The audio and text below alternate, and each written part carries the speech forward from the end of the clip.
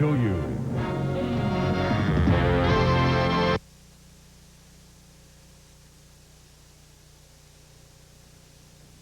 The occupation of Beijing's Tiananmen Square is over. The student protests that gripped the world crushed in a bloody nighttime army assault. This is the CBS Evening News. Bob Schieffer reporting. And good evening. It is now Sunday morning in Beijing, and Chinese army troops have retaken Tiananmen Square, where thousands of demonstrators have been camped for the last 3 weeks. The army moved in with a vengeance, at some points firing into the crowd before they actually got to the square. By some counts, more than 100 people are dead, hundreds more are injured. Two of our CBS News team, correspondent Richard Roth and cameraman Derek Williams, were caught in the onslaught. We believe they are all right, but they have been taken into custody. Soundman Dexter Leon and assistant Robert Lum managed to escape. For the latest now, we're going to go to correspondent John Sheehan in Beijing. John? Were last seen being taken at gunpoint by soldiers into the Great Hall of the People. Since then, we have been unable to get any word of what's going on with them. There's still a good deal of shooting going on in the city. Along some of the streets, the armored personnel carriers and some light tanks are breaking down barricades, and soldiers atop the armored vehicles are shooting with rifles at people who throw stones at the soldiers. The military advances took place over a period of 24 hours. First, unarmed troops were sent into the city. They were surrounded by tens of thousands of Beijing citizens. They were stopped in their tracks, and eventually they went back the way they came. The soldiers then returned, not the same units, but others, in buses, and they carried supply vehicles. In those vehicles were assault rifles packed in duffel bags. Those were the first weapons that had been seen. Once again, those soldiers were immobilized by the people. Huge crowds in the streets. It looked like people power was once again victorious over the People's Liberation Army. In some cases, the students and the soldiers were singing together. They were laughing, they were talking. The People's Liberation Army belongs to the people, and that is the argument that it was making sense to the army. But the army wasn't finished. As the seemingly victorious students were collecting military souvenirs, more troops were already on the move. Of the 200,000 estimated troops ringing the city, forces of thousands began to move into the city from 3 directions. And these were not the unarmed troops of yesterday. These were battle-ready combat troops. They moved ahead, sometimes firing as they went. There were ugly scenes of rock throwing, hand-to-hand combat in the streets. Some of those troops were stopped and are still surrounded by people in the streets, but the battle is essentially lost because a huge strike force from the west, consisting of 500 trucks full of troops, an estimated 8,000 soldiers, moved into the city. Tiananmen Square had already been secured by earlier troops, and these were the reinforcements to make sure that the army keeps the square. Bob, through the night there was so much shooting, so many people wounded, so many people dead. The hospitals are overflowing with casualties. We've been able to get some hard information on numbers of casualties. 8 hospitals that would give information add up to 325 wounded, 150 dead. At least 4 other hospitals say they cannot total the figures now. They're too busy, or they refuse to say on the telephone. John Sheehan, CBS News, Beijing. Thank you, John. During the night, Beijing time, before he was taken into custody, correspondent Richard Roth was in Tiananmen Square, and here's how he was describing the scene as Chinese troops moved closer and closer to the square.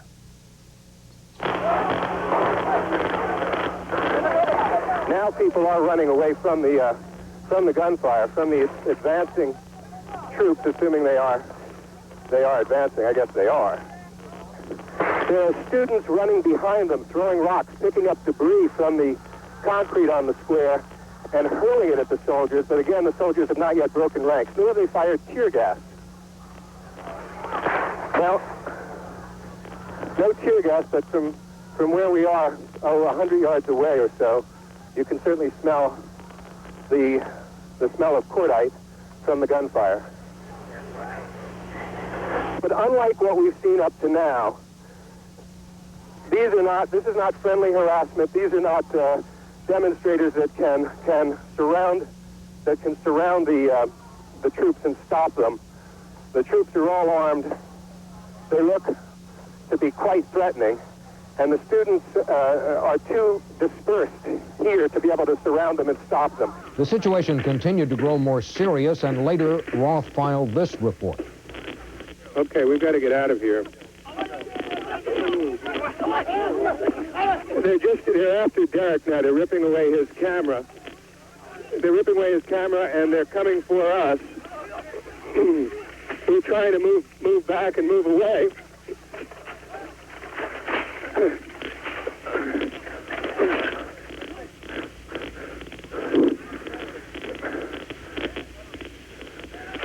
Oh go!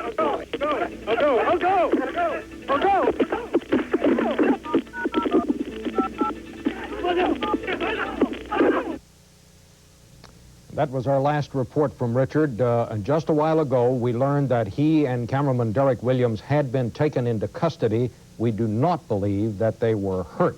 Their two companions did manage to hide out for a moment at the square, later made their way back to the CBS News headquarters. Well, coming up next on tonight's CBS Evening News, we'll have more on the crisis in China, including the reaction in this country.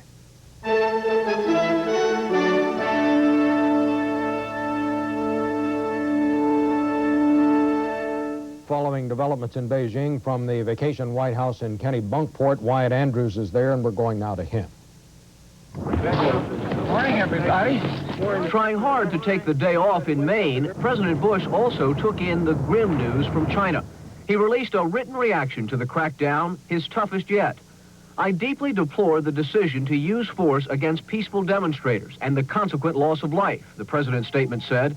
We have been urging and continue to urge nonviolence, restraint, and dialogue.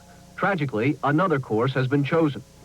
In Washington, Secretary of State James Baker also criticized the Chinese army, repeating the obvious irony that it is supposed to be the people's army. We think it would be very unfortunate if the army of the people were used to suppress the people. That would disturb the United States, and it would disturb the people of the United States. President Bush's statement even contained a veiled threat that the U.S.-Chinese relationship is now on the line.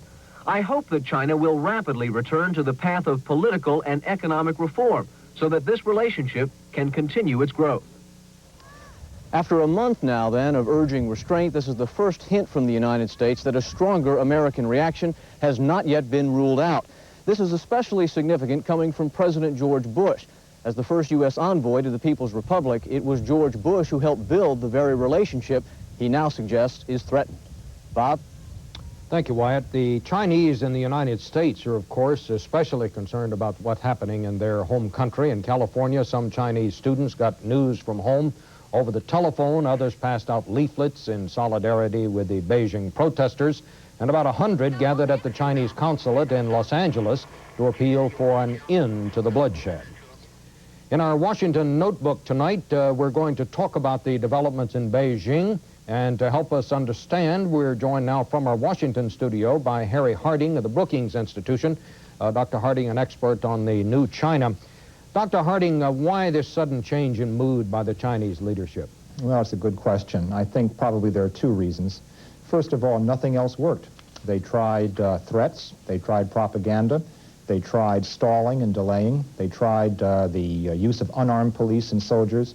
None of that cleared the square, and the leadership has now decided to resort to the use of deadly force. I think secondly, and perhaps even more important, that decision may also reflect the fact that the struggle for power within the Chinese Communist leadership may now be over, the hardliners may have prevailed, and those who all along have been urging restraint, nonviolence, and dialogue within the Chinese leadership may now have been purged.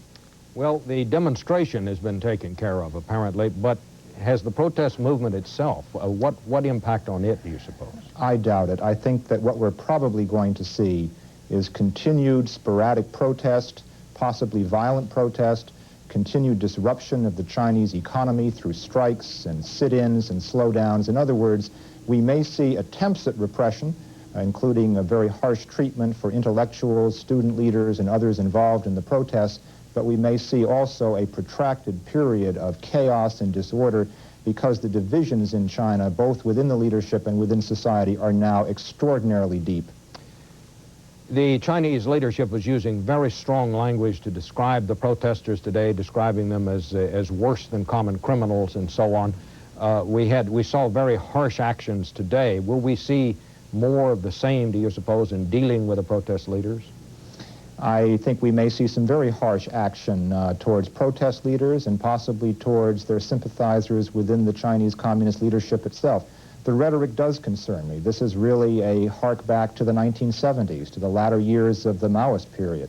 And it's also tragic because what the protesters originally were asking for was simply that the Chinese Communist Party undertake the political reforms that it had promised to its own people.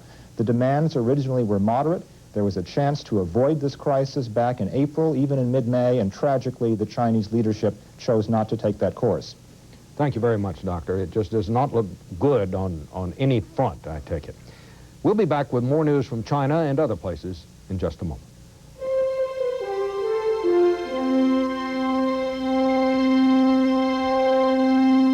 Certain problems. Not anymore with the Remington Hygienic Clipper for safe, precise trimming of unsightly nose and ear hair. And for beards, mustaches, and home haircuts, Remington is the grooming company.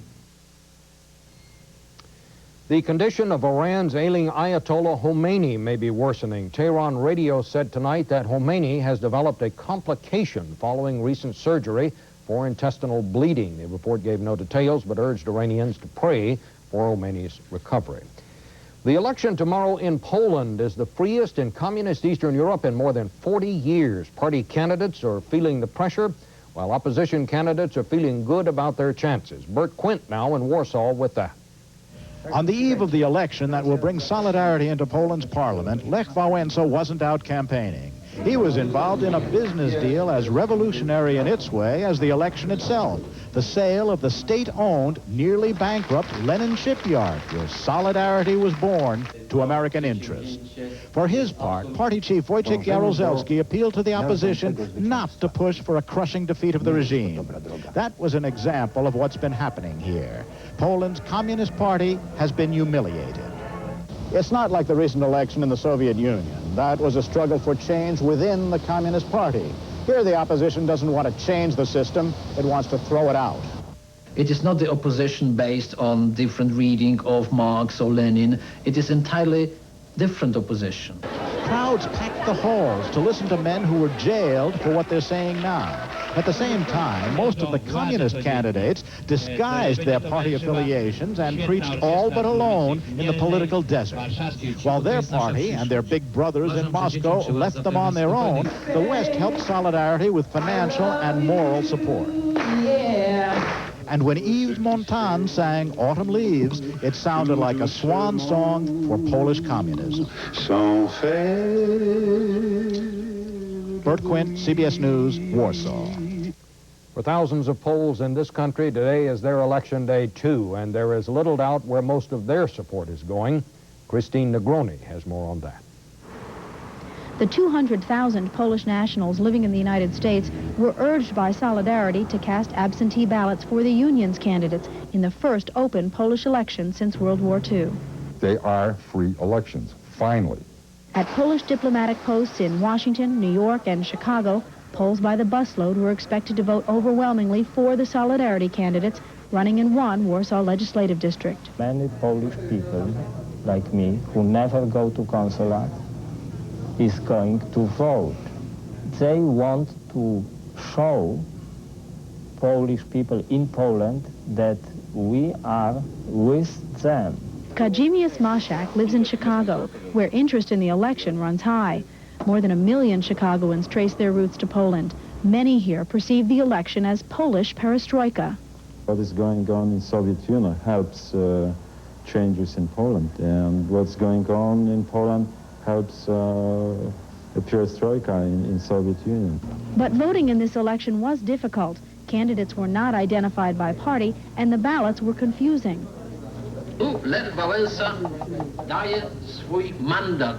So on Polish-language television and outside the polling places, Solidarity members explained how to vote. Polish citizens living in the United States have always been able to vote absentee in their nation's elections. This is the first time that so many of them have wanted to. Christine Negroni, CBS News, Chicago. Soviet leader Mikhail Gorbachev won another political victory today. Gorbachev's supporter Yevgeny Pravnikov was elected chairman of one of the two chambers of the full-time Supreme Soviet. Most of the new delegates spent the day out of the limelight, and Jan Charlton has more on that. The delegates stopped debating today to turn tourists, out gawking at Moscow's beauty spots, a quick break from their astonishing attempt to invent democracy Soviet style. 5 years ago, we could say nothing, he says. Now everything is permitted. That's the bold message beamed over national television in 8 days of live broadcasts. In a country where the masters always barked and the people jumped, the people have seen their elected representatives stand on their own 2 feet and bark back, even at Mikhail Gorbachev. It's live theater at its best, and indoors and out, people are amazed to hear in public what has always been said in private. I've heard all of this in the kitchen. When censorship was like a closed fist, people talked only at home, privately, and usually over a bottle of vodka. Now, as a result of Gorbachev's policies, what he calls democratization, he's told people, glasnost, say it publicly. Gorbachev's example is also a message to the old guard. Learn to take the heat, or get ready to get out of the kitchen. But not every moment has been devoted to the dark past and serious political ideology. I'm not here to talk about the big issues, this delegate insisted. My voters just want me to find out why we don't have enough telephones. There wasn't much of that kind of talk this week, but it's the real question facing the Congress. Can the Soviets move from talking philosophy to delivering consumer goods? Can they get down to nuts and bolts and get this country on the move? Jan Charlton, CBS News, Moscow.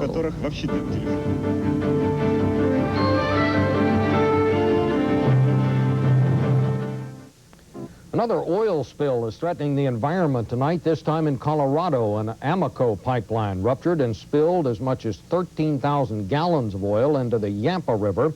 That's home to several species of endangered fish. Environmental experts say they don't anticipate a long-term cleanup problem. The bombing of Pan Am Flight 103 last December killed 270 people, including 11 on the ground in Lockerby, Scotland. Well, today the village held a kind of make-up Christmas party. And a lot of people in this country are upset about it. Anthony Mason in Lockerby has our report. In the dark days around Christmas, Lockerby must have wondered when its people would be able to laugh again.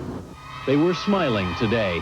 The occasion was Ed's Party, a festival named for 14-year-old Ed Blouse of New Jersey, who suggested in a letter to the chairman of Pan Am that Lockerby's children should be given the Christmas they missed. I felt bad. No Christmas, no presents, no fun, no happiness. In the shadow of the hills which police once scoured for wreckage, Lockerby assembled for Ed's Party. But it's that very image which many families of those who died in December have found upsetting. The party, and particularly Pan Am's role in it, has offended many relatives who feel that 5 months after the disaster is no time for a celebration. It's a party, and it's a party that's directly related to the loss of life of 270 people. It's tasteless. It's insensitive.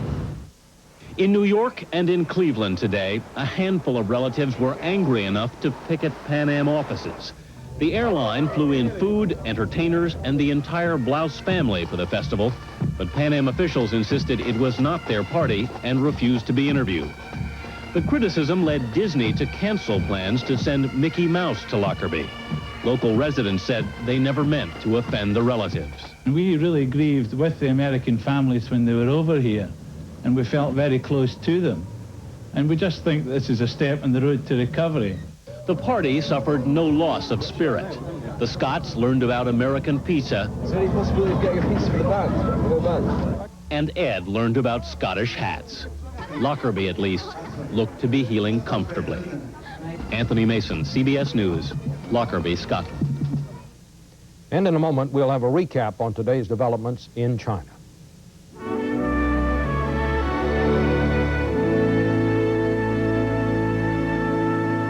Recapping today's developments in China, the Army took back Tiananmen Square today in a bloody assault. Hundreds were killed as the Army approached. Hundreds are in hospitals around Beijing. Correspondent Richard Roth and cameraman Derek Williams of CBS News were both taken into custody. With us now is Betty Bao-Lord, CBS News consultant, author, just got back from China on Tuesday. Betty, what do you make of today's developments, and what do you think this spells for the future? I think it's not good. It's tragic. Deng Xiaoping himself has always said, look not to the words, but to the deeds. And tonight we have seen his deed. And I think the world looks horrified, and I think the Chinese people will grow in hate for the party. And I don't think the legitimacy can be ever put back again. Someone said when all of this happened, when the students marched into the square, that the genie is now out of the bottle and they'll never put it back. Yes. Well, the demonstration has been crushed. But do you think the feelings for democracy that the Chinese students expressed, has that been crushed also? No, not at all. I think it has been fueled. People kept running out into the streets, even though they knew that people were being killed and people were being wounded. This shows a tremendous support in spite of the odds and the risks for the people. And I think this is unfortunately, I think, going to be another Chinese Holocaust, because so long as the government has all the weapons, the fight will be for some time and perhaps just devastating for the people. But you don't see it ending? Oh, no, I don't see it ending. Betty, thank you. Well, that's our report. Dan Rather will be here later tonight with a special report on West 57th Street. Charles Kuralt will have all the developments tomorrow. For all of us here, I'm Bob Schieffer, CBS News in New York. Good night.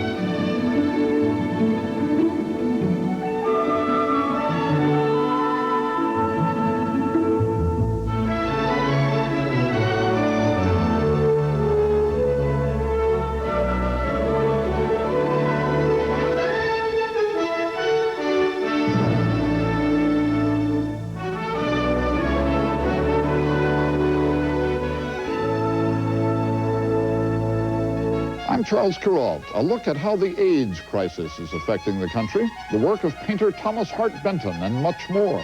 This Sunday morning. This is CBS.